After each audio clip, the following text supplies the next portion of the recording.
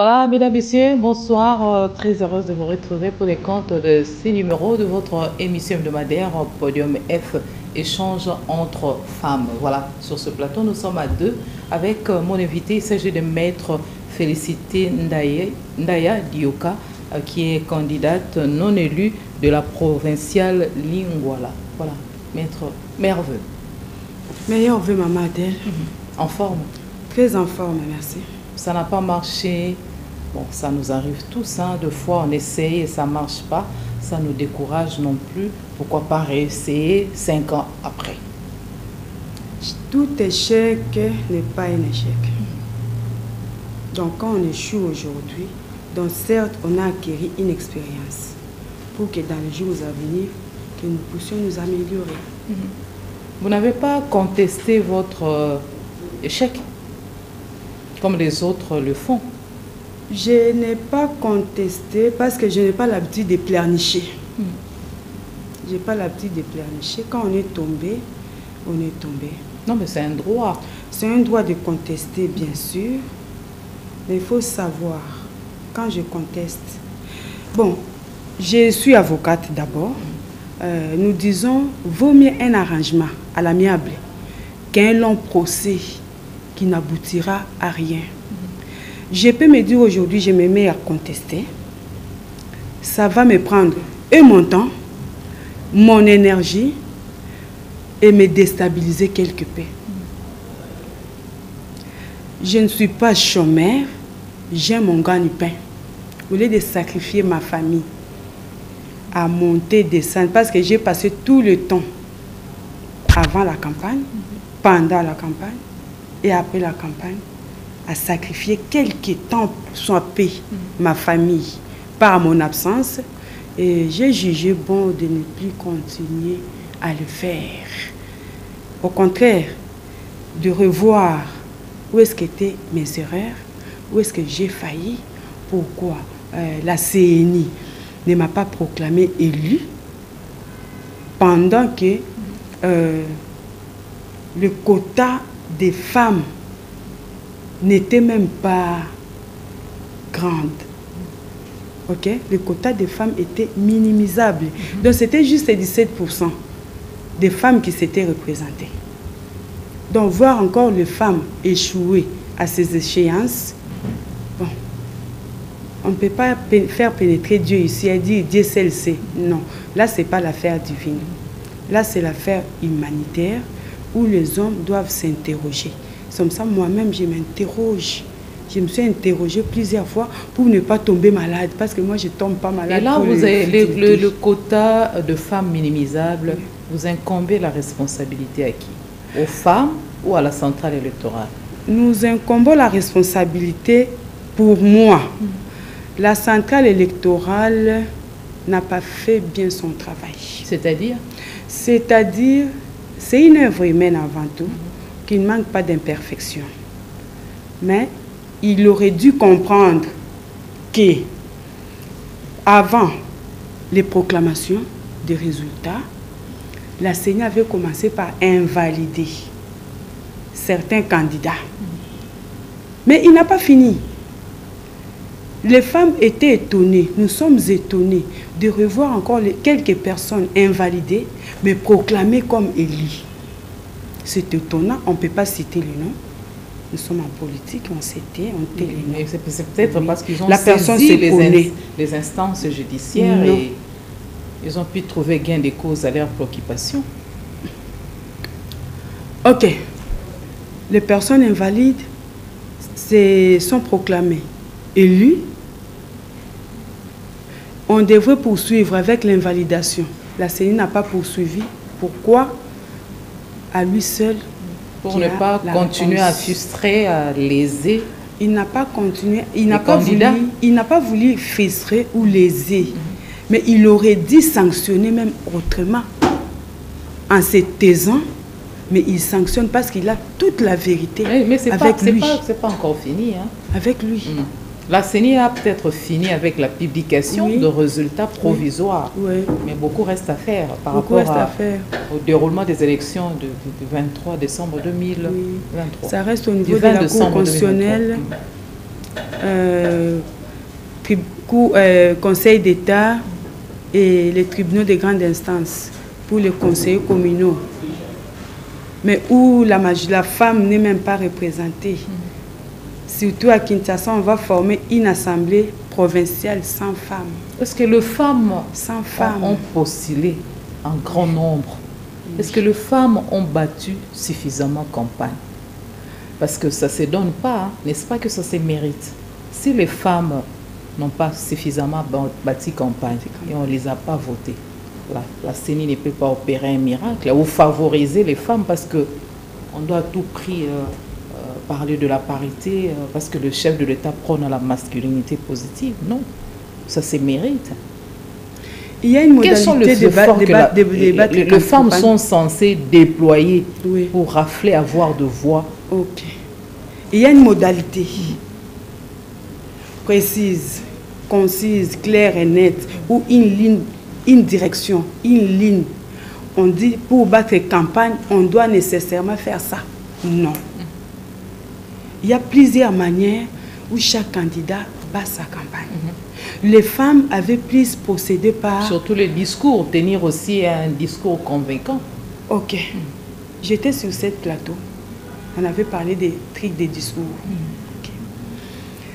Les femmes ont procédé plus par la campagne en américaine. De porte à porte. Vous savez, la femme, c'est quelqu'un qui donne la paix. La femme est là pour donner la paix. Pour ne pas frustrer la population. Faire trop du bruit. Et dans la politique, la femme va donner la paix comment? La femme va donner la paix par sa manière de travailler. Dans la justice, dans l'égalité et dans la conscience. La liste n'est pas exhaustive. Mais la femme doit s'intégrer dans la politique pour qu'il y ait une balance du côté masculin et féminin. Pourquoi? Nous disons toutes les filles à l'école. De même, tous les garçons sont toujours à l'école. Et les filles, quand ils vont à l'école, en fin de compte, c'est pour faire quoi? Retourner au champ, aller au marché vendre. C'est pour aussi se retrouver dans les institutions, dans le poste de décision. Donc la voix de la femme doit aussi porter. Parce que nous avons toujours dit, éduquer une femme, c'est éduquer toute une nation. Et quand la femme se retrouve partout là, et la femme change, avec la femme, la figure du monde change. Nous ne sommes pas chrétiens ici, mais tous nous connaissons la force de la femme, même dans les Écritures saintes. Les femmes qui ont mérité, mais qui ont été dribblées par la CENI, laissez-moi le dire ainsi. Mais pourquoi pas vous mettre ensemble, par exemple, prendre d'assaut les rues de la capitale ou la cour constitutionnelle, la cour de cassation, pour aller déposer des mémos, les lettres de fustiger votre mécontentement et consorts. Les quotas femmes devraient à tout prix être respectés. Et pourquoi vous n'avez pas procédé de la sorte? Vous décidez à avaler votre langue. Ce n'est pas une solution. Nous sommes en démocratie. C'est nécessaire de revendiquer vos droits. Nous n'avons pas avalé notre langue. C'est pas la femme, cette femme-là de 18 dans la cuisine. Nous sommes en plein 21e siècle. Nous sommes dans la cuisine. Les droits sont... Donc les femmes préparent quelque chose que je ne peux pas dévoiler ici. Nous sommes dans la cuisine. Donc nous préparons quelque chose qui sera... Le droit de tout un chacun devait être respecté. Pour saisir les institutions à tous les niveaux selon les candidatures. Là encore, je rappelle qu'en tant que candidate indépendante, nous ne nous sommes pas retrouvés. En tant qu'indépendante, nous ne nous sommes pas retrouvés. Alors que le président réélu, à qui je félicite, parce qu'il est passé avec une majorité écrasante, je le félicite et je lui demande en passant que lui-même qui a postulé en tant qu'indépendante, il est passé.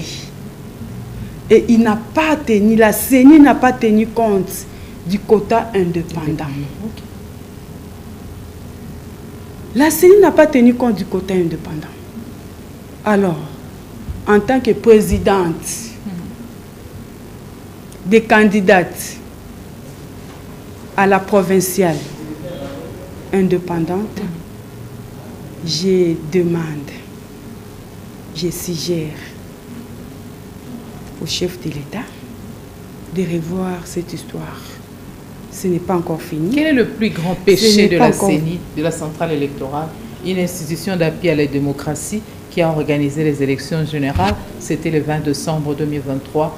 Beaucoup d'irrégularités et on pointe des doigts accusateurs à cette institution d'appui à la démocratie. Vous, personnellement, vous êtes femme, vous avez battu campagne, vous êtes une femme qui se distingue, qui s'est démarquée, une dame de fer, ainsi de suite. Vous avez fait votre campagne, battu campagne sans problème, ainsi de suite. Mais à la fin, vous n'êtes pas retrouvée. Quel est le plus grand péché de la CENI Kadima? La CENI, c'est une institution, mais dirigée par les individus qui sont humains. J'ai dit au début que c'est une œuvre humaine qui ne manque pas d'imperfections. Les imperfections de la CENI ont été démontrées avant, pendant et avant même la proclamation des résultats. Est-ce qu'il n'y a pas moyen de penser aussi à augmenter le nombre de sièges? Ce n'est pas à la CENI d'augmenter le nombre de sièges, maman journaliste. C'est à la population congolaise de s'imprégner dans la politique. De se dire la politique est l'affaire de tous. Parce que c'est la politique qui gouverne le monde, que les gens le veulent ou pas. Quand la politique ne marche pas, l'économie ne va pas non plus marcher. Les finances même, voire même nos foyers, voire même la vie spirituelle ne va pas marcher. Qu'est-ce qui est beaucoup plus important que la population? La CENI peut-être plutôt, maman journaliste, changer la classe politique. Non, non, maman journaliste, ce que la CENI pouvait faire, c'est de rendre les élections obligatoires. Tout Congolais doit voter. Vous imaginez l'engouement? Et ça sera difficile On à doit gérer. rendre cela obligatoire. Obligatoire, pourquoi? Parce que c'est un devoir civique. Tant qu'on rend l'enrôlement obligatoire, pour que les électeurs obtiennent leur carte, pourquoi pas aussi, les jours des élections, les rendre obligatoires? Pourquoi? Pour augmenter le nombre de sièges. Parce que le nombre de sièges, c'est par rapport au nombre de votants. C'est par rapport au nombre de votants. C'est aussi par rapport au nombre d'enrôlés. Mais il y aura pléthore et les élections ne seront plus valorisées. Nous sommes un peuple plus riche. Nous ne sommes pas comme nos voisins. 15 000 habitants. 15 millions d'habitants. Nous sommes au nombre de combien? Et on va organiser une élection avec 17% de la population. Les États-Unis d'Amérique aussi, c'est un pays vaste, mais peu postile. Les élections, c'est réservé, ce n'est pas embrassé par tout le monde. Voilà. Là, vous m'avez rejoint encore sur ces plateaux, avec l'histoire des ristournes. Comment la CENI peut faire pour limiter le nombre de candidats? C'est en limitant les niveaux électoraux. Maître Félicité, candidate, oui. À quel niveau? Provincial? Non au conseil communal. Non au national. Maître Félicité Ndaya, candidate nationale, circonscription Lukunga, oui. On vous ferme la porte du côté des provinciales, on ferme encore du côté communal. Là, la CENI rendrait un bon service. Parce que beaucoup ont postulé doublement. Triplement même. triplement même, national, provincial, communal. Et s'il rate un endroit, il est élu dans 2. Ou il va laisser à qui? C'est ça la question majeure à poser. Je postule à 3 niveaux. Et ce sont les mêmes personnes. Les 2 personnes. Les suppléants. Les suppléants là. Sont les mêmes ou sont des personnes différentes. Donc c'est devenu une affaire familiale. Ce qui n'est pas bon. On doit laisser la place aux autres. Le Congo appartient à nous tous, à tout le monde, à 80 millions d'habitants. Il n'y a pas une famille dénommée des députés, une famille dénommée politique, une autre dénommée là pour acclamer. Non. Non. C'est là la CENI doit réajuster, revoir les articles dans sa code électorale. Vous êtes bien justifié. Je me dis, la femme a échoué lamentablement à tous les niveaux. Le candidat à la présidence de la République était au nombre de 26, dont 3 femmes. En tout cas, ils ont échoué lamentablement.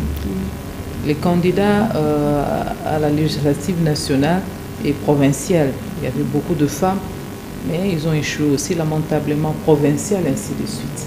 Donc on s'est dit, il y a un grand travail qui reste à faire au niveau de la femme. Et le travail en question devait être orienté comment? Pour changer les mentalités de la femme, changer un peu la façon de voir des choses au niveau des décideurs, au niveau des institutions, ainsi de suite. Comment orienter les choses? Parce que la femme devait être valorisée. La voix de la femme devait être écoutée. La femme ne détourne pas, la femme ne vole pas. Une femme en tête d'une institution, les rendements meilleurs. Et une femme battre campagne sans l'argent, avec la mentalité bourrée des Congolais qui, quand vous parlez élection, ils voient l'argent. Alors que j'étais là-bas, quand ils sont en tête des entreprises, qu'est-ce qui se passe? Voilà pourquoi on voit que la femme a échoué. Parce que la mentalité de nos électeurs, c'est plus dans l'argent. Je dois élire parce que j'ai porté la pagne. Non, non, cette maman-là m'avait donné son pagne. Tu votes les pagnes. Tu ne votes pas la personne. Tu ne votes pas les compétences. Elle est redevable à l'égard de la personne. Tu ne votes pas les compétences. Tu as voté parce que. Maintenant, la question que la population congolaise devrait se poser. Je vote l'épargne, oui. Est-ce que quand celui-ci sera là, je trouverai mon compte? Si voter l'épargne rendrait un bon service à la nation congolaise. Donc, il faut travailler la mentalité des Congolais. Voilà. Donc, aujourd'hui, c'est les femmes qui devraient plus être votées, élues, que de l'autre côté. Parce que la femme a bâti campagne avec ses moyens de bord d'abord. C'est quoi? C'est convaincre sa base, pas de corruption, pas de tapage, de boîtes. Moi, je me dis, bon, tu votes parce qu'on t'a fait boire. Oui. Demain, qu'on viendra te faire boire. Le lendemain encore. Et prendra même en charge ta famille. Ce sont des cas sociaux qui ne viennent pas tous les jours. Donc, pour moi, je ne dis pas que la femme a lamentablement échoué. La femme a donné les meilleurs d'elle-même. Sauf que notre population est mal informée sur les élections. Il faut retravailler. Et comment retravailler ou changer la mentalité de cette population qui reste accrochée au matériel? On parle de la corruption, il faut combattre la corruption, mais tout ça là, c'est une façon de corrompre la population parce qu'on sait on ne mange pas à notre faim. Le taux de chômage ne fait qu'augmenter, ainsi de suite. Alors, lorsque je suis en face, on me donne quand même un pain. Je sais que je n'en ai pas. Je vais sauter sur l'occasion, madame. Tout à fait. Lorsqu'on me donne un petit rien là, je sais que les enfants n'ont pas à manger à la maison. En tout cas, je ne vais pas rater l'occasion. Tout à fait. Voilà. Tout à fait. C'est là que j'ai dit que le président réélu a encore un grand morceau. Quand il va former son gouvernement, qu'il sache qui mettre à la place qu'il faut. Le grand problème de retravailler la mentalité congolaise, c'est de soigner le social. Le social reste encore un tabou, un sujet non développé. Bien-être social de la un sujet non développé, le social là. Donc on dit social, social, mais on ne sait pas où commencer avec le social. Le social, ce n'est pas de venir me donner, ce n'est pas le social. Le social, c'est apprends-moi à pêcher. Voilà. Je n'aurai jamais de me donner le poisson. Ok. Et quand tu m'apprends à pêcher, je dois pêcher de gros poissons. Je m'explique. Vous payez un policier moins de $100, mais au taux de 92 000 francs. Pendant que le taux de dollars, c'est déjà à 27 000. 92 000 représente combien de dollars? Absolument rien. Même pas $30. Même pas $20. Voilà. Un père de famille. Ça, c'est la dramatisation, c'est plus de $20. Un père de famille qui sort du matin au soir, du 1er au 30, et à la fin du mois, il a 92 000 francs. Pas ces $100 voilà, au taux du jour. Que... Donc, on doit soigner les social en améliorant les salaires des fonctionnaires, des agents de l'État, dans les établissements privés, tout comme publics, et voire même dans les plus petits moyennes entreprises. Vous voyez, quelqu'un qui travaille dans un restaurant lui paye $30, $50. Quand il voit un panier, il va sursauter. Et là, on n'aura pas aidé aussi le chef de l'État. Et même donner aussi l'égalité des chances. Les expatriés qui exercent des commerces à Kinshasa, ils ont emboîté les pas. Ils ne payent pas bien leurs travailleurs. Le président est morceau. Il y a un DG qui est nommé pour ça là. La sous-traitance pose problème au Congo. Et d'ailleurs, là où c'est venu, on paye bien. Voilà, merci pour cet éclair. Nous allons évoluer. Les messages voilà, j'ajoute quelque chose. Je vous en prie. Égalité des chances. Quand je dis égalité des chances, je ne vois pas la parité. Je vois même grade, même titre. Mais l'homme a tous les avantages qu'il faut. Et la femme ne se retrouve pas parce qu'elle est mariée. C'est son mari qui va prendre en charge. Évoluer, merci. Voilà, un peu ça. Mais la femme aussi avec des congés, des maternités, trop d'excuses.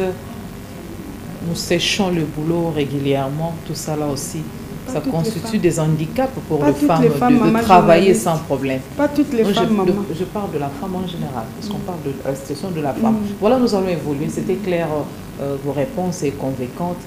Maître Félicité Ndaya Dioka, le chef de l'État a été investi le week-end dernier au stade des Martyrs, plein comme un neuf.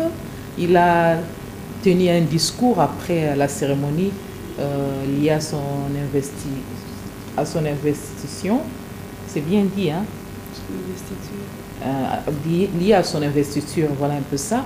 Mais je ne sais pas, vous avez apprécié comment le déroulement de la cérémonie d'abord et la participation, l'engouement de la population qui a pris d'assaut le stade de Martyrs. Il est réélu à la majorité écrasante. Nous dirons il est plébiscité. L'organisation était impeccable. Hein? C'est une organisation réussie. Réussie parce que nous avons déjà assisté à des investitures des chefs des États, même dans des pays de grandes démocraties.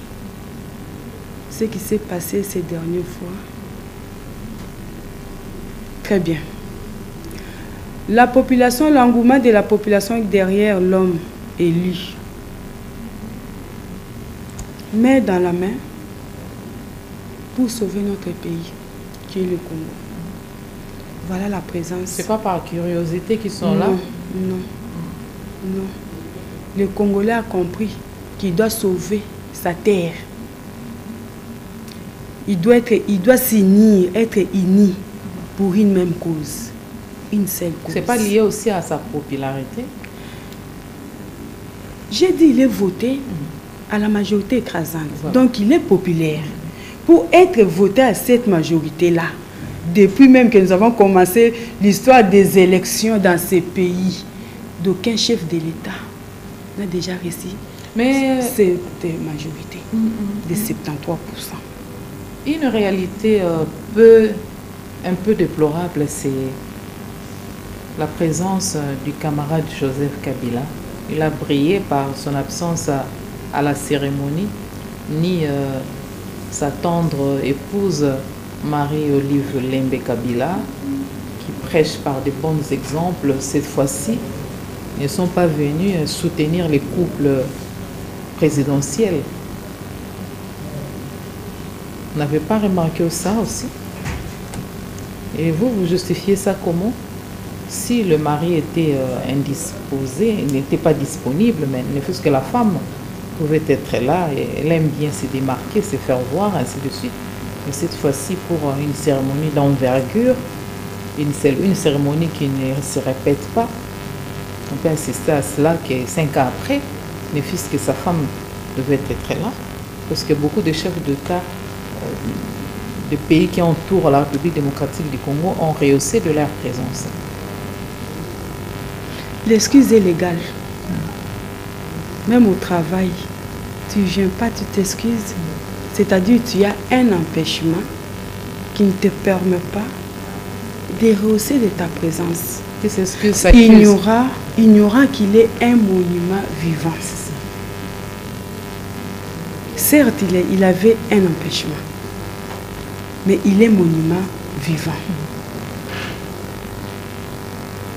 Et sa femme venir toute seule. Elle a accompagné son mari. C'est clair. C'est clair. Il s'est excusé. L'excuse est légale. Donc c'est connu.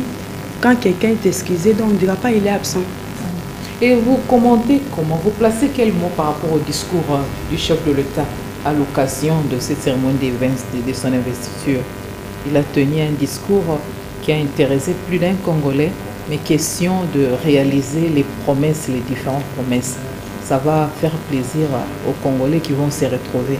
Il a parlé, a mis un accent sur l'épanouissement de la femme, sur le droit de la femme, que la femme retrouve sa place dans la société.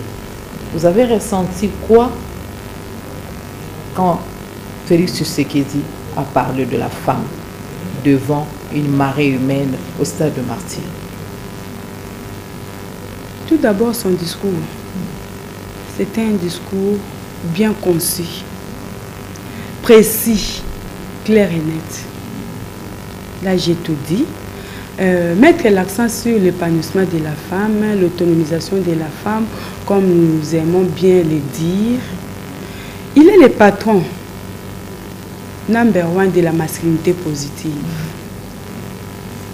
Les femmes, semble-t-il, ont échoué aux élections. Il verra dans quelle mesure placer les femmes dans les entreprises dites publiques pour lui porter main forte. Parce que c'est ce qu'il a prôné. Et nous espérons que cette fois-ci, toutes ces promesses seront réalisées. Parce qu'il n'y aura pas une coalition qui va l'embêter ou second Covid et consort. Mais il n'y a pas longtemps, le changement, les nominations au sein des entreprises publiques ont eu lieu. Vous pensez que pour ce second mandat, il va se donner la peine encore automatiquement de changer les mandataires sans pour autant les évaluer et donner la chance de donner le meilleur demain. Ça n'a pas eu... Ça a eu lieu il n'y a pas longtemps. Les mandataires ont un mandat. Ils n'ont pas de mandat. Tout comme les ministres n'ont pas de mandat. C'est le chef de l'État qui a un mandat connu. L'Assemblée nationale, tout comme provinciale, le Sénat, qui ont des mandats. Mais pour être représentant d'une entreprise, il n'y a pas de mandat. Donc pour t'évaluer, il n'y a pas question de temps. Il n'y a pas question de temps. Nous disons, les débits caractérisent la fin.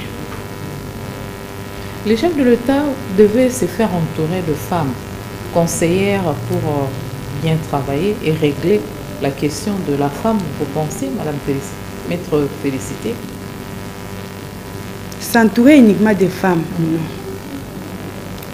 Il devrait s'entourer beaucoup plus de femmes. Pas beaucoup plus. Les femmes devraient être considérées. Donc on doit considérer aussi les femmes dans la composition de la classe dirigeante de la RDC. Donc tenir compte de la composition parce qu'il y a des femmes compétentes, capables, aptes à répondre à tous les postes que ce soit qui se présentera devant elles. À l'exemple de moi-même, compétente et capable. Partout on me mettrait, sauf je n'envie pas son poste de chef de l'État. Voilà, vous avez tenté de postuler, ça n'a pas marché. Madame Félicité, qu'est-ce que vous comptez faire encore? C'est une année nouvelle, 2024. Nous sommes qu'au mois de janvier. Vous voyez l'année comment? Comment vous avez réparti l'année en termes d'activité? Comment vous comptez accélérer, changer des choses pour que ce que vous avez en vous d'important, que vous puissiez extérioriser vos qualités, vous faire valoriser et qu'on puisse attirer l'attention sur votre modeste personne? Ma base est là. Je m'entretiens avec elle.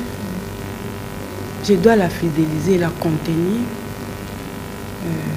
pour préparer 2028. 2028, je ne dois pas révéler ce que je compte faire, mais je vous informe que je suis coordonnatrice d'un centre interdisciplinaire pour suivre la chose publique. Le centre s'attelle à faire exactement quoi? Interdisciplinaire. Plusieurs disciplines à l'intérieur. Expliciter. J'explicite. On va voler comme on me volait les idées pendant la campagne. Je viendrai. Je viendrai expliciter. Le moment n'est pas encore propice. Le moment n'est pas encore propice. C'est tôt. Et le centre en question est situé aussi à Lingwala? À Lingwala, bien sûr. J'étends mettre ça un peu partout. L'adhésion, c'est réservé à tout Congolais, à tout Congolais. Uniquement pour le femme ou bien? Tout Congolais. Tout Congolais. Hommes et femmes. Et ils adhèrent massivement? Ça fait combien de temps comme ça que le centre existe? C'est un centre qui existe depuis longtemps. Ça fait plus de 3 ans, mais c'était un pas en stagnation. Donc je dois pouvoir revivre ça et donner la vie. Voilà, merci beaucoup. Plein succès à vous, Maître Félicité Ndaïa Dioka.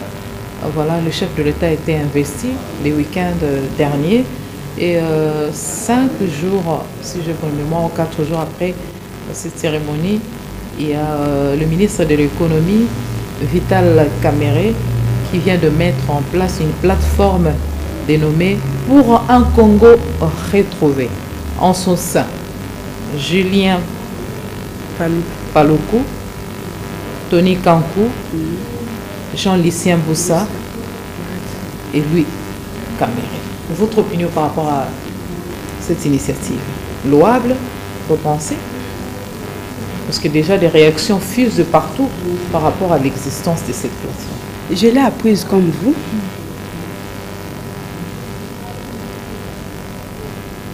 Ce sont des politiciens. Ce n'est pas en créant cette plateforme qu'ils deviennent politiciens ou que les gens vont les connaître à partir de cette plateforme. Alors que ils sont déjà connus. Existe déjà. Ils sont déjà connus. Sacrée. Ils sont déjà connus. Ce n'est pas ça là qui les rend encore populaires. Donc, ils sont déjà populaires. Donc l'existence de ces centres, de cette plateforme, c'est pour résoudre quel problème qui échappe à la population congolaise. Parce que ça frise la population congolaise. Moi, je trouve que tout Congolais est libre de son opinion. C'est leur opinion. Ils ont jugé bon qu'à l'intérieur, à côté de l'union sacrée, il faut une autre plateforme d'appui. C'est leur opinion. Nous n'allons pas leur enlever leur droit de penser ou d'exercer un droit quelconque. Non, mais l'union sacrée existe. Il y a les forces politiques alliées à l'IDPS et cette plateforme PCR en sigle vient de s'ajouter. Qu'est-ce qui est caché derrière tout ça? C'est leur opinion. Ce ne sont pas la guerre des postes déjà qui commence. Il faut tirer l'attention du chef de l'État. Alors en créant ça, il va quand même jeter un regard sur nous au moment où peut-être qu'il voulait nous tourner les regards. En dehors du poste de chef de l'État, qui est à concurrence, les restes sont des nominations qui restent dans les pouvoirs discrétionnaires du chef. Ce n'est pas qu'en créant ces six-là que nous allons ou vous allez pénétrer le pouvoir discrétionnaire ou ravir parce que ce qui ne vous est pas donné. Les membres de cette plateforme que je citais, Jean-Lucien Boussa, Tony Kankou, Julien Paloukou et Vital Caméré, il faut les évaluer.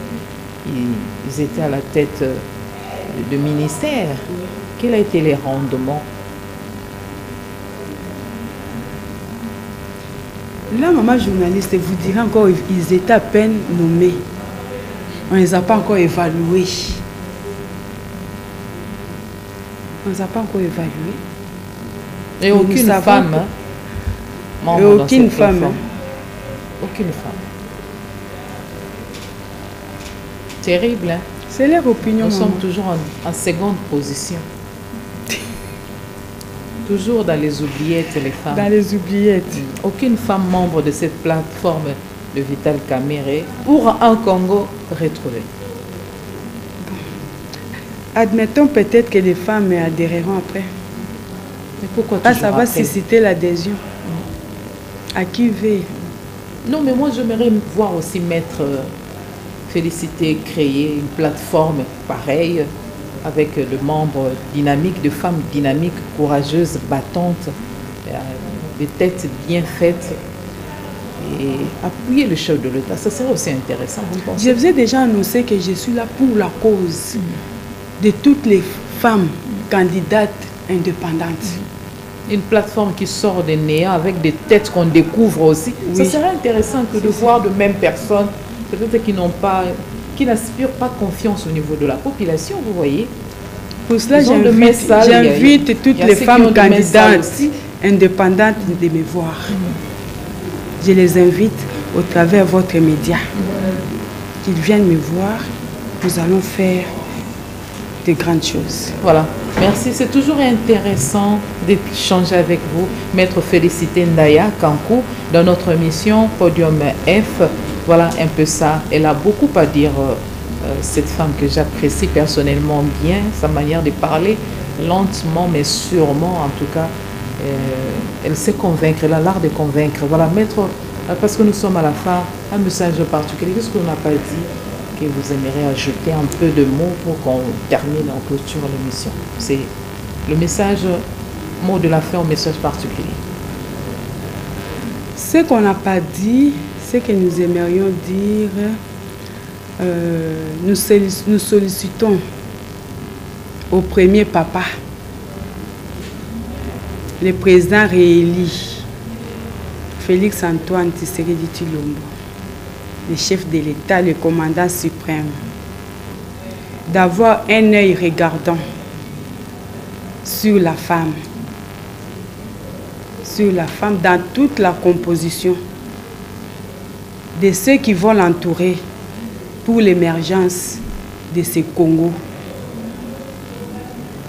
qu'il préfère d'être entouré par des femmes compétentes, capables à lui assurer ce deuxième quinquennat. Donc, je salue aussi mon mari, mon cher époux, votre compagnon de lutte. Compagnon de lutte, qui ne m'a toujours pas abandonné. Il n'est pas ici, mais il est avec moi, spirituellement, à qui je salue, et à mes enfants qui n'arrêtent pas de m'accompagner, je les salue aussi. À ma base de Lingwala, je leur félicite et remercie de m'avoir fait la confiance. Dommage que ça tourne négativement à notre faveur. Ndaya, qui ne soit pas découragé comme moi-même je ne suis pas découragée. Laisse-moi le dire ainsi. Maître Félicité Ndaya, une femme complète, vous l'avez suivie. En tout cas, merci énormément d'avoir répondu à notre invitation, ainsi qu'à toutes les questions prévues pour ces numéros de votre émission hebdomadaire Podium F, échange entre nous, les femmes. Voilà, nous sommes ici sur ces plateaux. Nous sommes à la fin. Vous avez pris l'émission en cours, ne vous faites pas de soucis. La rediffusion c'est demain à 8h, heure de Kinshasa. Vous voulez participer, les femmes, le plateau est disponible. Vous pouvez défiler pour parler de vous et de ce que vous faites. Pourquoi pas commenter aussi l'actualité. C'est un cadre bien approprié, un programme de la chaîne de référence Antena. Merci aux preneurs de vue, merci à vous fidèles téléspectateurs. Nous vous retrouvons très prochainement pour un autre numéro de votre émission Podium F. Il ne reste qu'à vous souhaiter une très belle soirée à tous.